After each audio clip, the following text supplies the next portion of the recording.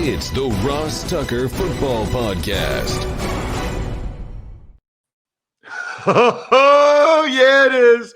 But it's not just any Ross Tucker Football Podcast. It is a Wisdom Wednesday presented, of course, by DraftKings. We will have a spread the word winner in 2 days. So get in on that. At Ross Tucker NFL, at Ross Tucker Pod.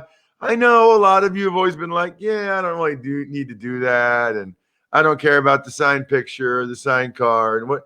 Just do it as a way to support the show. Just do it as a way for the holidays to show us a little bit of love, even if you don't need the signed picture or press pass or whatever that you would win from me. At Ross Tucker NFL, at Ross Tucker Pod, Twitter, Instagram, Facebook. Sponsor confirmation email winner will be Friday. We got some awesome sponsors this week.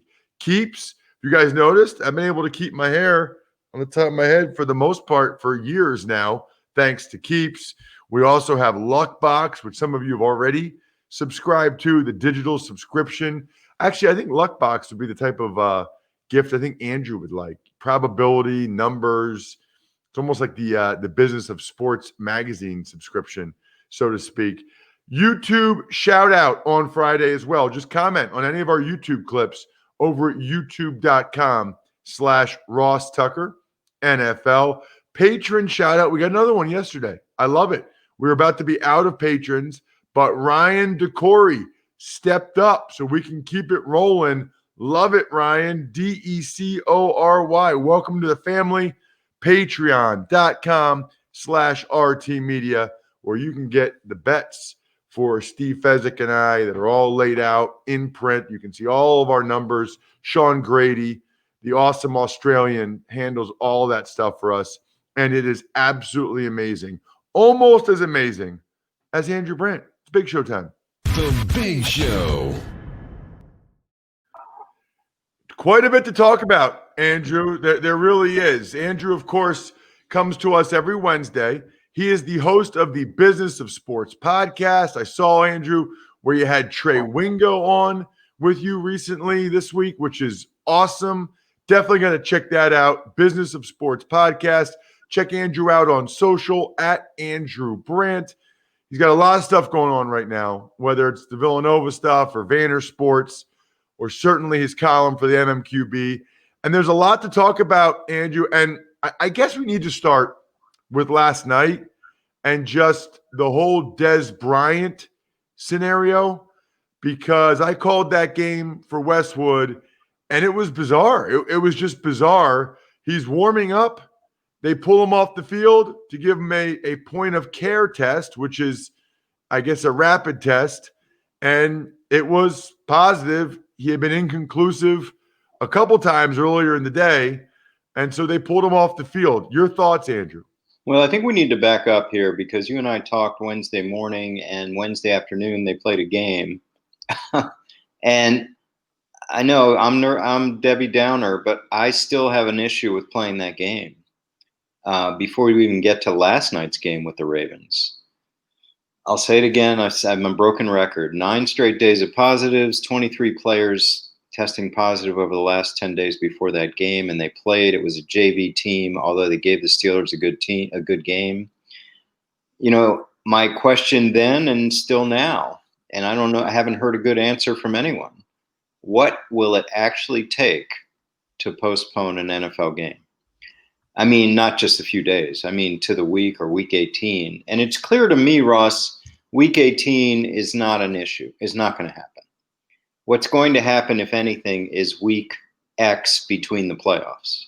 Because it's clear to me now they're getting to the playoffs. And if they need to push things back in the playoffs, they'll do that. But after the Ravens situation, you know, this week the Panthers, 8 players, 8 players, right? So it's like we're now like in this new bar. Like the Panthers, 8 players, you're barely getting a raised eyebrow from anyone. So that's where we are. And then it continues last night with Dez Bryant, where the optics, Ross, forget about Dez Bryant's Twitter, just the optics of having him off the field after 10 minutes before that, he's hugging people. He's working out on the field and he's hugging people. So it's not a good look, but I continue to be conflicted. I consume NFL, of course, but I continue to ask, as I wrote again in Sports Illustrated this week, is what are we doing here? So I guess the part of it I don't understand, Andrew, and I've read the tweets from guys like Tom Pelissero and Ian Rappaport, et cetera. If I have this correct, the Ravens are right there near a lab, so they get the results turned around quickly. And Monday morning, he took a PCR test.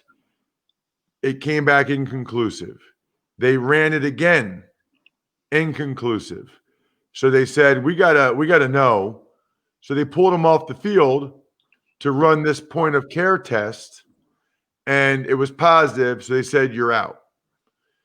I guess what I don't understand, and maybe you can explain this to me, it kind of feels like if your test is inconclusive, you shouldn't be around other people until they have some type of conclusive result, right? Like I'm just trying to be logical here. I'm not taking sides. I'm not bashing the NFL. I'm just trying to understand. It feels like if it's inconclusive, that you should be isolated until it's conclusive, until they have something conclusive that they can say, okay, he's negative, or no, actually, okay, he's positive.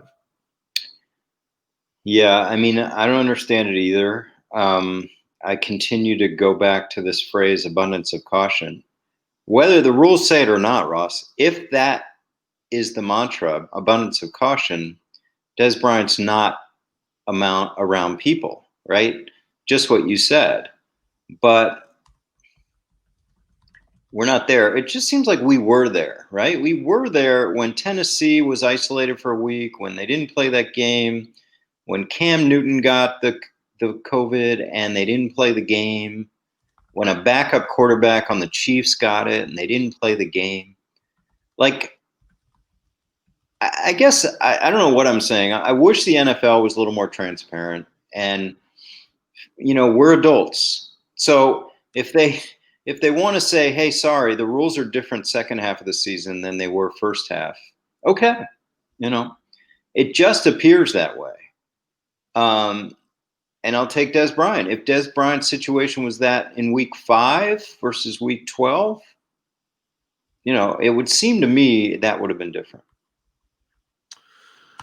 Yeah. I don't think, I give them credit. They have been transparent with a lot of the testing numbers and a lot of things they have been transparent about. I'm not sure I got, I guess I give them credit for this, Andrew. I guess they theoretically didn't need to pull him off the field and give him that point of care test to make sure he was negative to play in the game. So I guess you could give him credit for that part of it. I'm sure maybe I'm missing something. I'm just not really understanding why you wouldn't have him isolated until you got a conclusive result. Well, here's a question I raise, and you could have a good answer for this because you cover both. I read college football after the big cancellation of Michigan, Ohio State is now up to 120 canceled or rescheduled games. 120. Now the NFL has, they've moved things around, but they really haven't done any of that. What's the difference? I mean, I know they're older and young college kids are getting in gatherings more than NFL players. But it just seems to me college sports, they depend on that revenue as much as NFL. I mean, the NFL billionaires will be fine. Some of these college sports programs will not be fine. So what's the difference? I guess that's the question. Why are NFL players able to play these games, but college sports administrators decide we can't do it? It's a good question, Andrew. Another good question relates to Jalen Hurts and the decision in Philadelphia yesterday. I know you've talked about it a little bit. I know you are going to write about it if you didn't already, as I am wont to do. I just want to give you a blank canvas on what feels like a really big organizational decision yesterday. You and I are both around the Eagles a lot. Eagles, for whatever reason, get a lot of national attention, even as a bad team. They really do. And this is a major decision that you and I have talked about before. And I'll stake my claim again. Put my stake in the ground. And I'll say this: there's no player of the 1,900 players in the NFL with more of an organizational investment than Carson Wentz. None. There are players who have number one draft picks traded for them, and there are players who have $150 million contracts. But the combination, and you add to it trading Sam Bradford and letting Nick Foles walk, it's massive. And, a lot of people in my world are jumping on cap this and cap that. Before we even get to cap and cash, just talk about that. The commitment. Before we get to, hey, can they get out this year? Can they get out next year? What if they trade? What if Frank Reich wants them? What if Philip Rivers has done it? Listen, if he's not there, trade or otherwise, it's a massive, massive fail by everyone from top down. And we don't know how good Jalen Hurts is going to be, but this is a massive failure by the organization if they can't make it work with this guy. So before we get to how much dead money, how much this, how much that, I think the major point here is that they have to make this work. Training camp next year, whatever it is, come back after this game if Hurts doesn't play well, whatever it is. If I'm saying if people are asking me, what would I do? Make it work. I don't know how. Make it work. Psychological, physical, coaching, strength and training, make it work with this guy. That's the bottom line. It is strange to me how many people are already having all these scenarios about him being traded and all this stuff. I just don't see that. I mean, I don't think that makes any sense because he's proven that he can play at a really high level. I think they are much more likely, quite frankly, Andrew, to bring in a different coach to try to resurrect him than they are to get rid of him. Yeah. So let's do the numbers real quick. Because of the massive investment in him financially, if somehow he's not on the roster through release, the Eagles would carry $60 million next year. That's not happening. So take away that option. If he were to be traded, it would have to be before the third day of the league year, when they owe him $10 million. And they would move off that $10 million and his $25 million salary. But they would take on that same amount, basically, $34 million, in cap. So they would have a $34 million number for a player who's not there playing for someone else. And this is what bothers me, Ross, when people say, well, it's like a wash. They lose the money and they gain the cap. It's like a wash. I'm like, no, it's not like a wash. It's not, because you don't have the player. Now, people can say, well, he's not a good player anyway. But if you don't have the player, it's not a wash. It's not a wash. You don't take on $34 million of cap for a player that's not there. You just don't. This is not fantasy football. I've done this for a living. Now, here are the extraordinary scenarios. They do it. I never thought the Steelers would take on $21 million of cap for Antonio Brown, but there's no issues like that with this player. Or they make a trade where they pay off some of it to get an asset, to get him traded.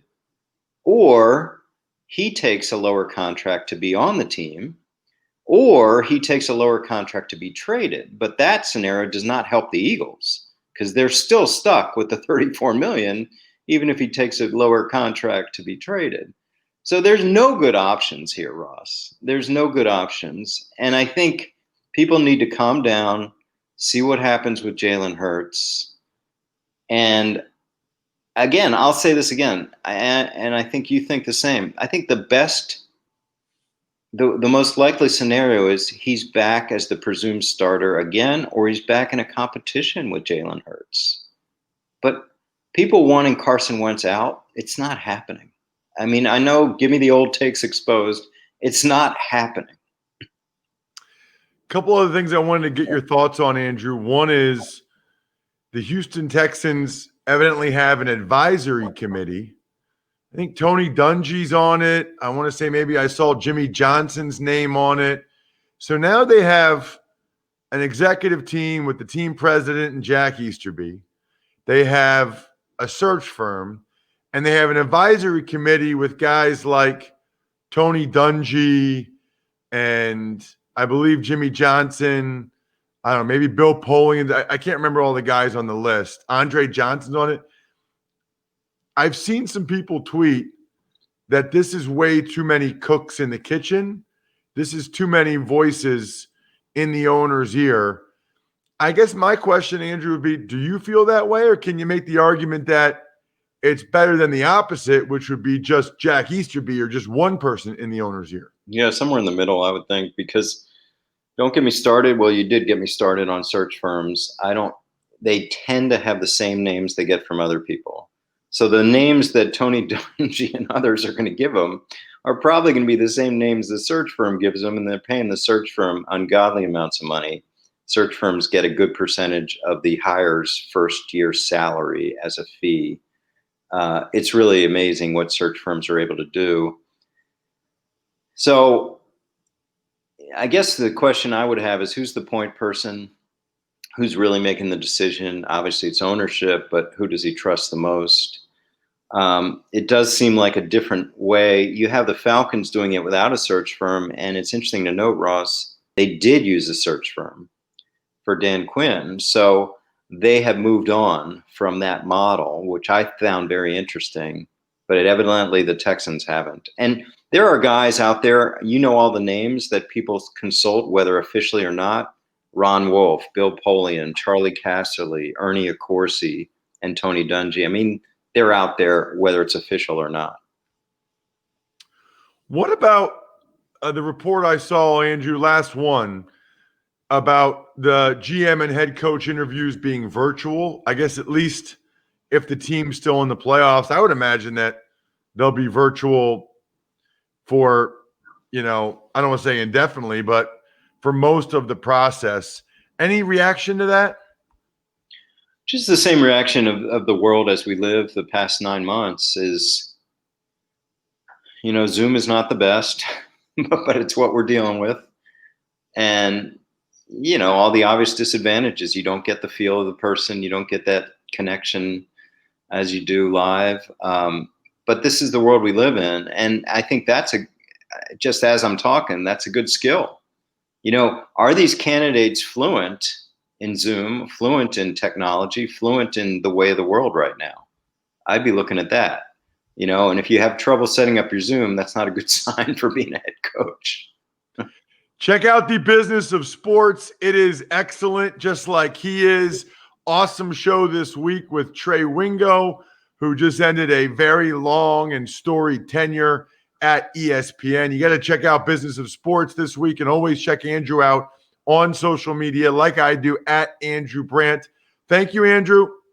Yeah, Ross, quick plug. Trey was a great friend at ESPN. He treated everyone, no matter what level, with friendship. And he came on, he talked about his time there. He talked about the NFL, talked about what he's doing now with his new podcast. I encourage everyone to listen in. Trey Wingo on this week's Business of Sports. Love it, Andrew. Thank you so much. Thanks, Ross. You know what else I love, by the way? I mentioned earlier, I like Keeps. You know why? I'm on TV. I do games on TV. I'm trying to keep my hair. I got a little bit of a receding hairline in the front, for those of you watching on YouTube right now. And I got a little bit of a bald spot in the back.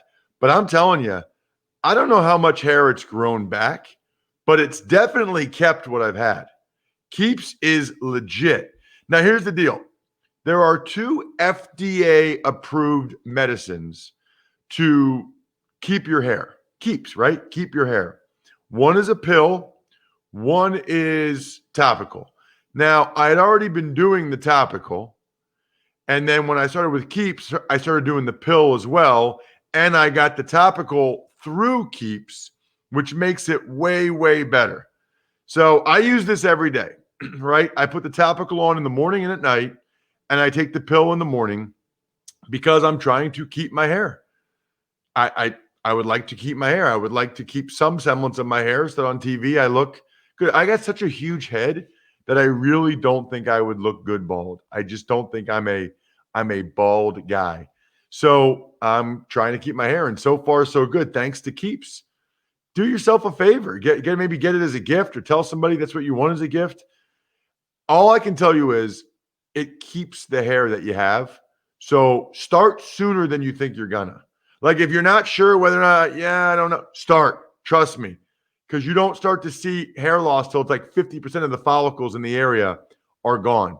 If you're ready to take action and prevent hair loss, go to keeps.com/Ross Tucker to receive your first month of treatment for free. That's KEEPS.com/Ross Tucker. Keeps.com/Ross Tucker. Tuck's Takes. Hey, Ross, good morning. Let's start with the game you called last night for Westwood 1. Ravens over the Cowboys, 34-17. So, the Cowboys actually hung for a while and actually had a lead, and then the Ravens just absolutely pulled away. Where's my notes? I have notes on the game that now I can't find. This is excellent podcasting right now. I thought I had my notes right here. Well, so I'll start with this, Bri. The Cowboys actually were able to make some plays. They were throwing the ball pretty well. You're getting a kick out of this right now, aren't you, Bri? I'm not doing anything. I'm sitting back. No, you're smirking as I'm looking for my notes. You're a smirker. You're a little smirker over there. All right, I found it. Shove it up your you-know-what, Bri. All right, I got it. So the whole Dez Bryant thing was very weird, obviously. And I understand Dez Bryant's frustration, but, man, some people need to put down the Twitter machine sometimes. Like that doesn't help you. Certainly doesn't help other people want to hire you to be a player if you're not in Baltimore anymore. You come across as like a loose cannon. But I understand the frustration. I don't really understand why he would have been on that field while there was an inconclusive test. Haven't really gotten a good explanation from that. Maybe you guys can send it to me, ross@rosstucker.com. So the way I looked at it, there's a bunch of missed opportunities by the Cowboys. Lamar Jackson threw an interception after Hollywood Brown. Ball got tipped at the line. No, Hollywood Brown got tipped off his hand.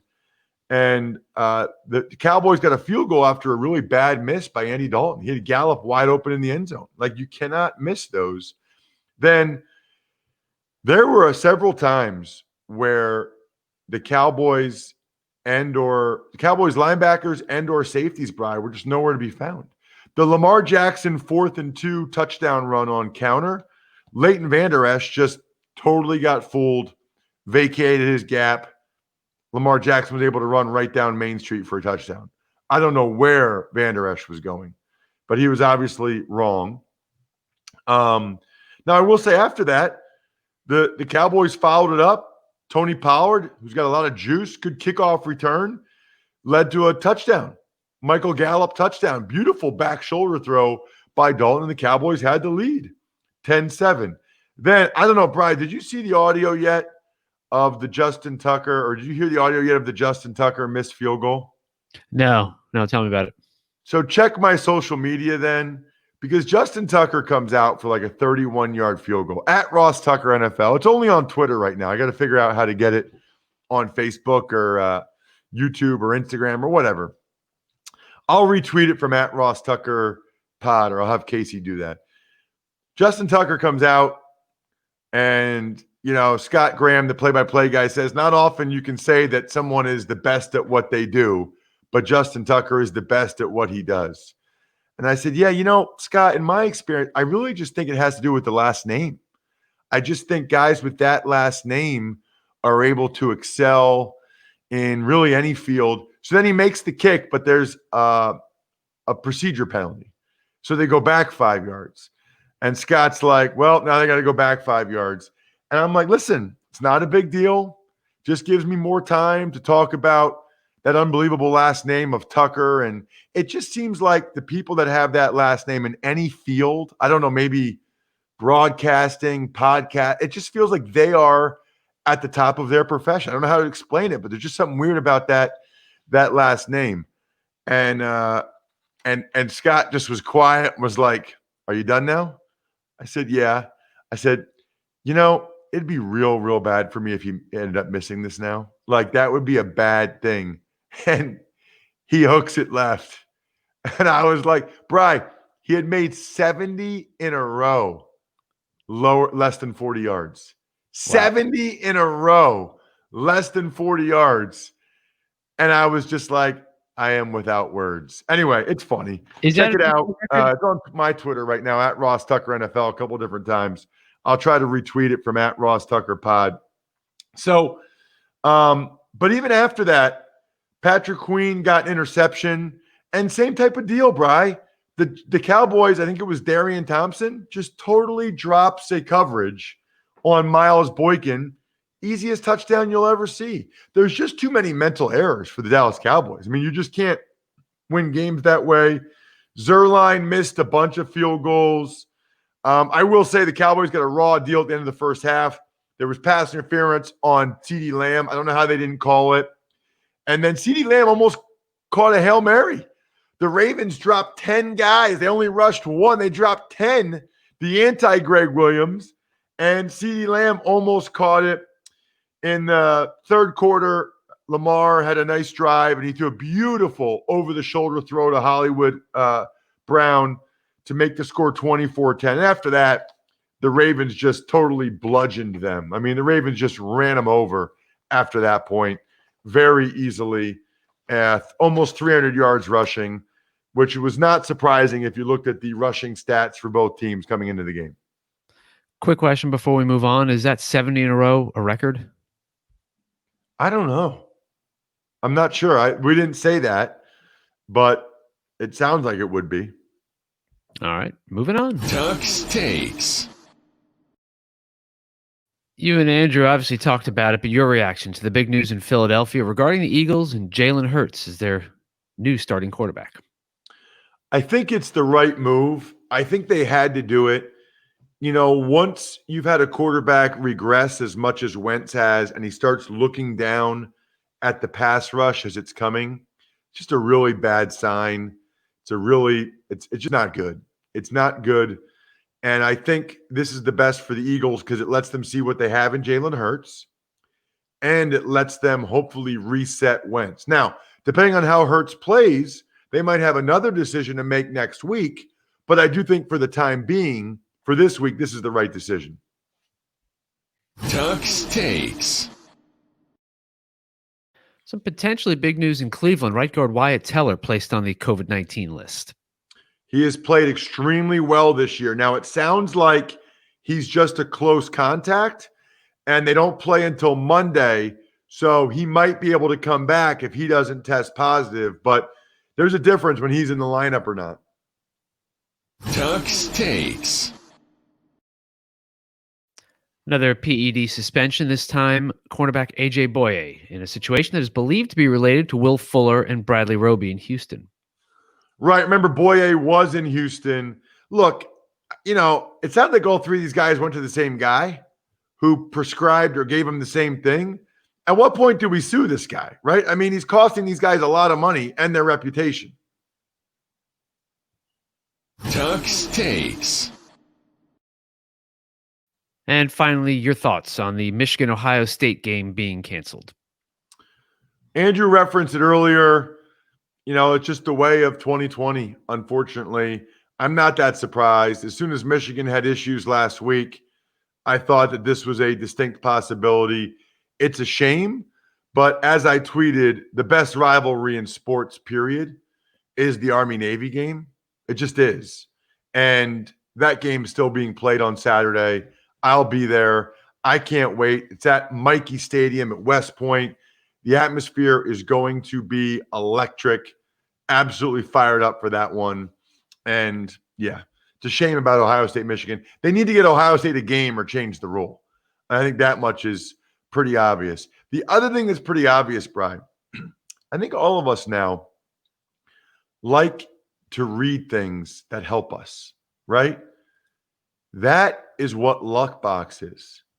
It's the control freak's new guide to life, money, probability for investors, traders, entrepreneurs, side hustlers, gamblers, probability geeks. It's cool. They have stories on investment trends, politics, sports, whiskeys, beer, cannabis, gaming, and esports. It's really, really cool. I'm a big fan of periodicals. I'm a big fan of magazines. How about that? Pulling out that word from elementary school, maybe. Periodicals. Look, Luckbox is available in print for subscribers and on newsstands for $7.99 an issue. But with this special offer, get 10 digital issues, 1 year, a full year of Luckbox, absolutely free. No credit cards, no BS, no bait and switch, just Luckbox in your inbox for free. Make your own luck. Get Luckbox. Subscribe for free today at getluckbox.com/Ross.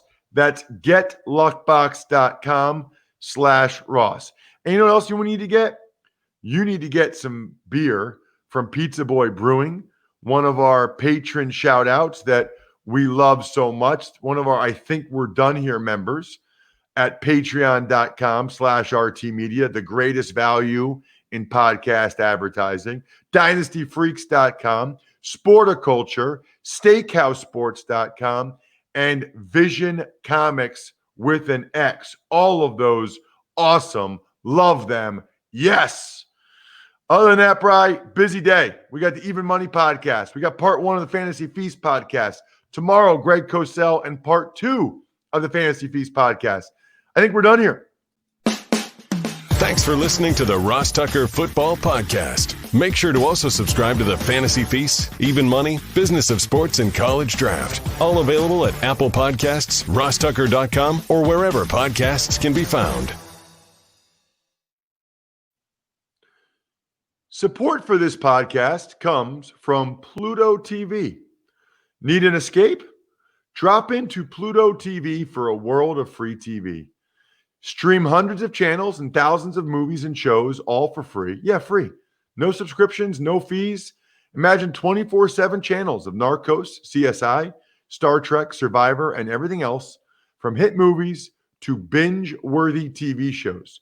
The latest news, live sports, comedy, and more. What are you waiting for? Download the free Pluto TV app for Android, iPhone, Roku, and Fire TV and start streaming now. Pluto TV. Drop in. Watch free.